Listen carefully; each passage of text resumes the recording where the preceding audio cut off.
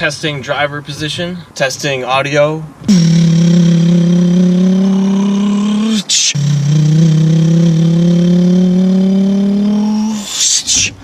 Ready, set, go!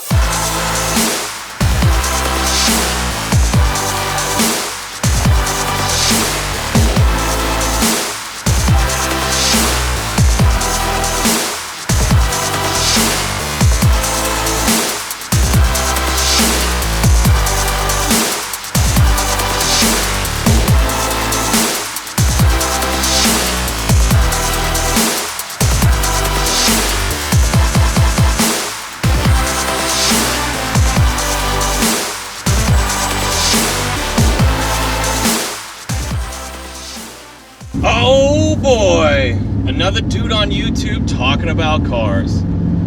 Ladies and gentlemen, welcome to my 2007 Ford Mustang GT. Pretty much one of the sickest cars ever made. Coming out of the factory with 300 horsepower, strapped to a 5-speed and weighing in at just under 3,500 pounds. What more could you ask for?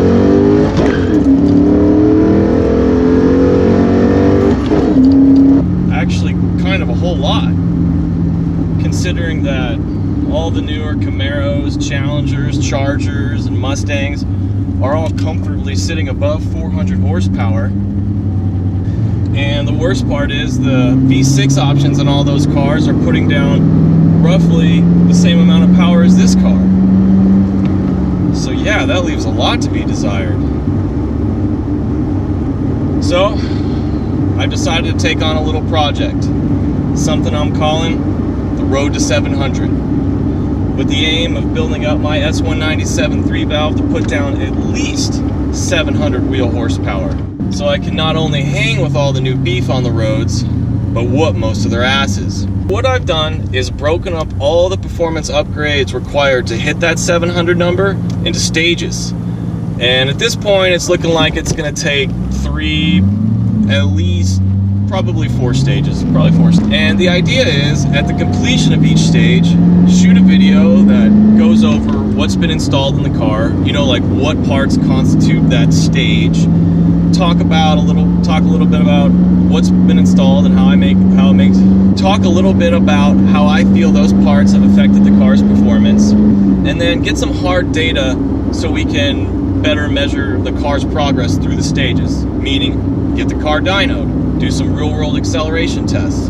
and then at the end of each video, go on some pretty hardcore twisty turnies that will really put the Mustang through its paces. And since stage 1 has just been completed, we're going to do exactly all of that in this first video.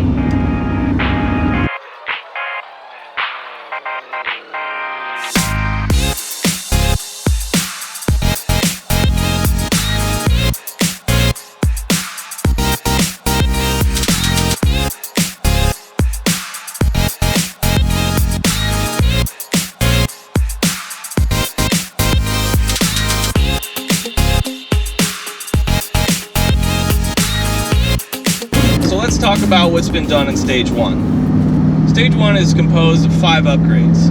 We got a staggered wheel and tire setup with 18s on 255s in the front and 19s on 275s in the rear, and the rubber is Pirelli P0s all around. I don't have much to say about the tire, except it seems like a pretty good tire. They hook up pretty well, but the tread is disappearing unsettlingly quickly, and I guess that's probably just more about how I drive this car than anything. When the wheels and tires were added, had iBox Sportline lowering springs installed, because these cars out of the factory sit as high as a Subaru Outback. And besides lowering my center of gravity, it's made the car pretty bumpy, but I don't mind. I do appreciate the feedback from the road. Anytime I get in any other car, though, it feels like I'm just in a couch gliding along a magnetic rail or something. And then also added or upgraded the brakes to PowerStop's C26 padded rotor kit. And those rotors are cross-drilled and slotted, and the pads are carbon fiber infused ceramics, which is supposed to reduce brake fade and brake dust. I can tell you though, they're way better than stock, because when I first got this car, the brakes were so gushy, I was worried about going over 100 miles an hour, just in case I ever had to stop in a reasonable amount of time. So these brakes inspire way more confidence. And they also look pretty sick if anybody gets close enough to your wheels to see them. And then to get the engine breathing a little better, I installed Air-Raid's MXP series cold air intake, the one that requires the tune. It's a really nice cold air intake setup. Right when you take that thing out of the box, you can tell its quality. Super sturdy, nice material, everything lines up from the mass airflow sensor to where you bolt it on. Overall, just really impressed with that intake. And it gives the car kind of a nice sound when you're at low speeds and you floor it. It's just like, your car's just gasping for air to get on it, so pretty cool. And then to give the car a little sound, installed or had the pipe bomb axle back exhaust, which I know doesn't compare to you know, an X pipe and long tube headers and all that, but to me it sounds sick, really good. And I think it has something to do with these 4.6 3 valves having just such a great natural exhaust note, because it's almost like regardless of your exhaust configuration, your car is gonna sound anywhere from pretty good to freaking awesome. To recap, stage 1 consists of 5 upgrades. You got staggered wheel and tire package, lowering springs, brake upgrade, cold air intake, and exhaust. And I know these are fairly basic upgrades that most Mustang owners do anyway, but this is just the first step, and some things you just have to do, like lowering the car, getting some sound on it. And to me, the very first thing I did actually was get those brakes, because I just hated how gushy and slow they felt, and I also had a warped rotor. So you like buy this new car to you, and you come up to the stoplight, it's like Anyway, let's go get the car dynoed and see what kind of numbers we're putting down in stage 1.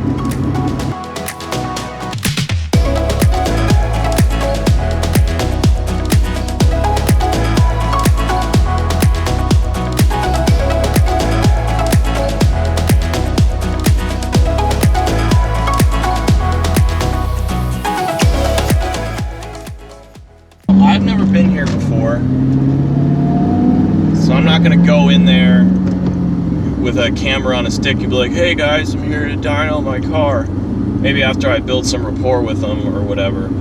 So what I'm gonna do is just pull out the iPhone once the car's up on the rollers, and then I'll show you guys the chart.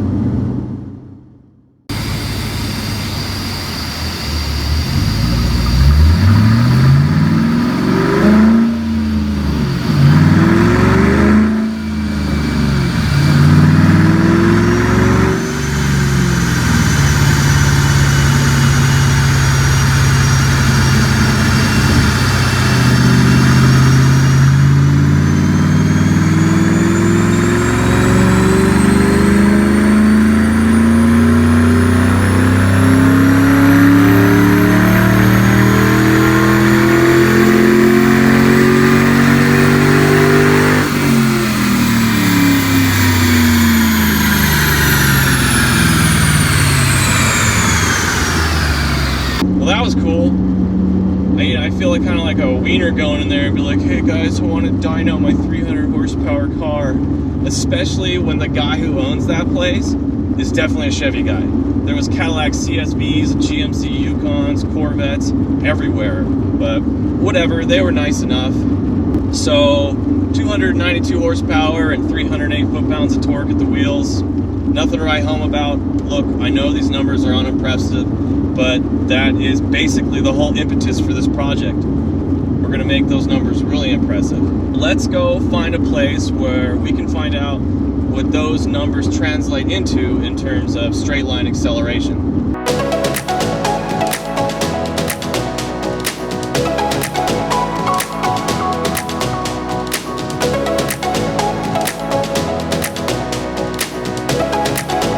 What are these guys doing working today? Alright, gotta go to a different location. We'll be back.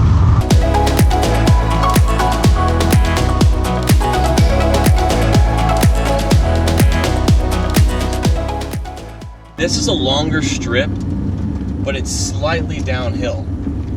Sort of. It kind of goes like this a little bit, like maybe up and down 3 feet total. But I don't think that comes anywhere close to compensating for the altitude. So I'm just going to do every 0 to 60 here instead of the other place, just to keep the context consistent.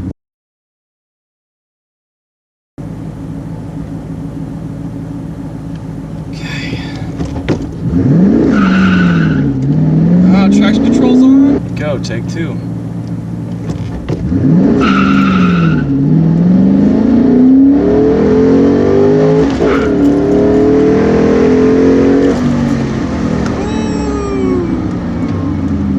Glad I upgraded the brakes. And maybe one more time for good measure.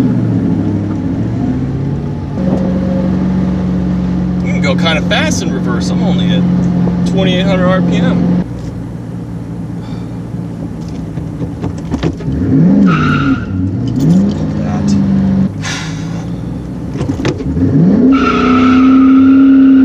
There we go, that's what I wanted.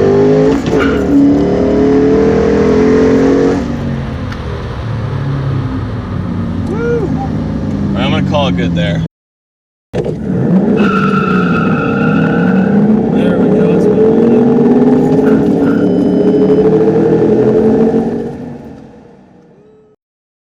So I think we can get away with doing the 20 to 80 right on this stretch of road right here. It's really flat, smooth.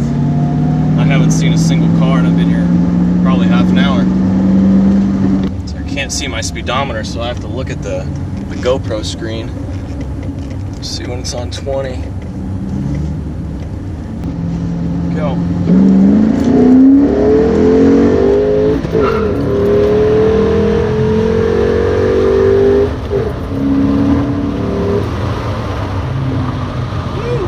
Run out of runway.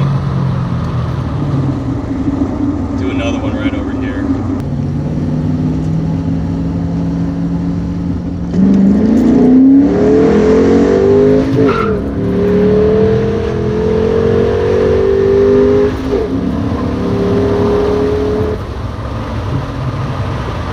Okay, that should give us a good baseline.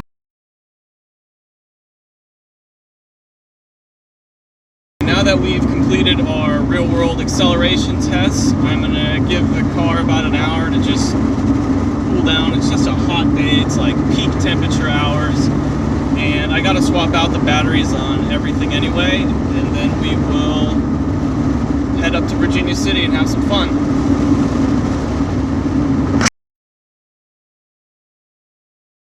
Welcome back, folks. It's been about 3 hours since I hit the stop recording button, and it's time for the main event. I didn't mean to take such an extended break, but I got into looking at the footage from earlier, and I discovered that my external audio recording device was set to be too sensitive. And what that means is basically anytime I got on the gas, it would be like, and the audio would just go to garbage. So that was pretty upsetting. Then I dug into the GoPro footage and checked out if that audio would be good enough, you know, to go on the YouTubes. And after messing around with it and auditioned for a minute, I think it's going to be good enough. Hopefully you will notice an audio improvement from earlier until now, because I have adjusted my external microphone with the aim of it actually recording how it should have recorded the first time. Anyway, moving on. Let's talk about the little strip of highway we're about to go tear up. It's called Nevada State Route 341, and it is a phenomenal piece of road. It's basically a hill climb, as we're going to go from 4,500 feet to about 6,000. The overall road is in great shape. There's no potholes, there's minimal loose gravel, generally low traffic, and most important of all, very few cops. But watch me get a ticket today. I'm not going to time the ascent or anything because I can't control for traffic, and there's a pretty good probability that we'll roll up on a minivan or a dually or something. What I'm going to do is just talk qualitatively about the car, you know, this stage, how I feel it's affected the car as I toss it through the turns.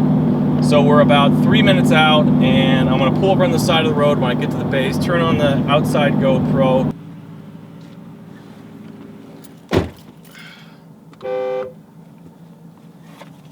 That's just so I can sync up the audio later. Oh, there's a crotch rock. Come on, turn around. All right, looks like I got a good amount of room in front of me, so I'm gonna go for it. Air conditioning off, traction control on.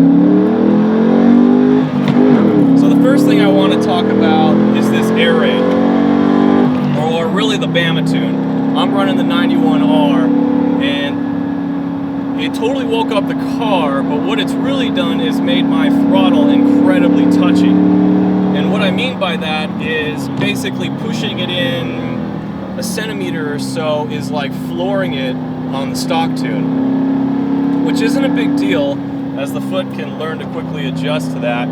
But if you're going over a bumpy road and you're jostling your foot, or your foot's getting jostled from the bumps in the road, and then your foot hits the gas pedal, the car starts lurching and jerking. You're like, oh man. It's definitely added a nice intake sound. Ooh, got some body roll. Definitely understeers. Correctable understeer. It's correctable.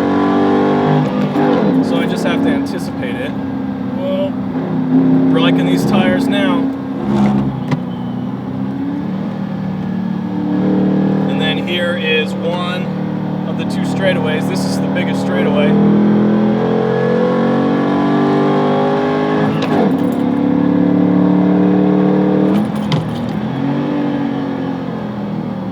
Oh, body roll.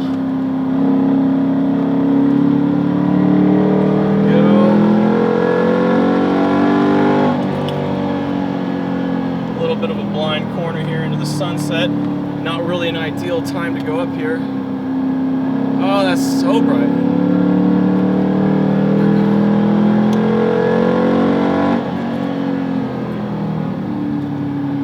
So yeah, what I mean in saying that the understeer and body roll, not the body roll, but the understeer is correctable by basically just anticipating the turn and having a little bit of early rotation, letting the inertia of the car just pull you through the turn, and you'll end up basically where you wanted to be. Brakes, love these brakes.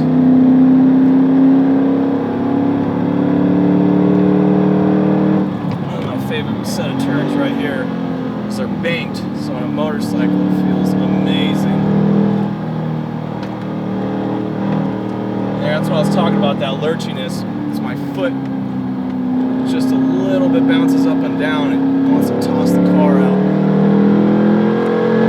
Definitely want more power right here as the speedometer really crawls going up this hill.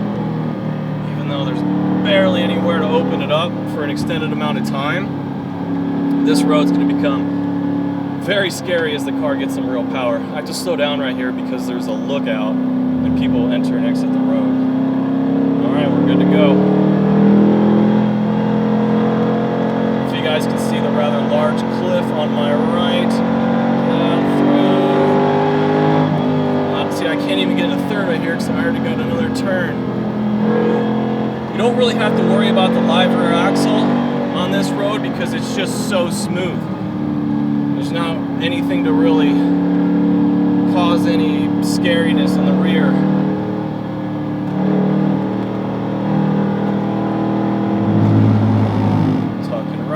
Embankment on it. This. These PowerStop Z26 are such a great value for the money. Less than $400, and they stop so much better than stock. Anybody who has this car and is on stock brakes, I highly recommend them.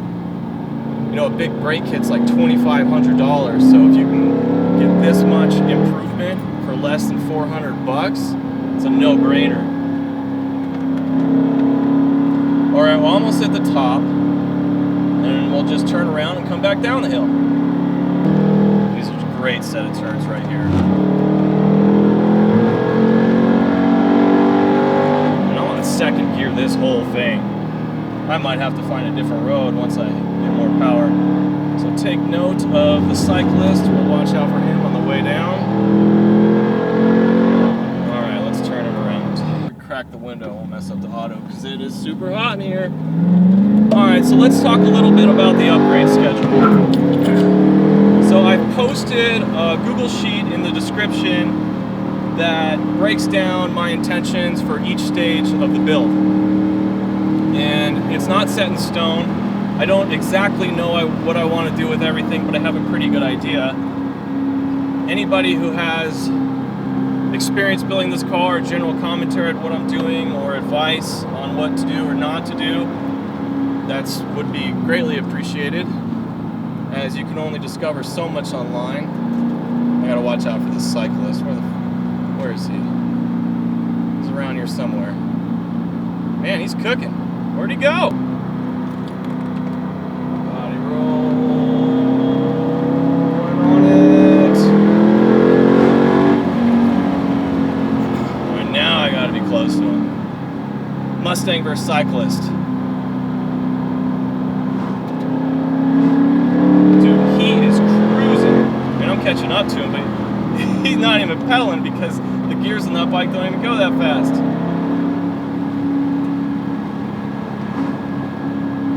Alright, here he is. Take it easy for a moment. I don't want to scare him. So I just got to the bottom of the hill and I just want to summarize the performance of the car.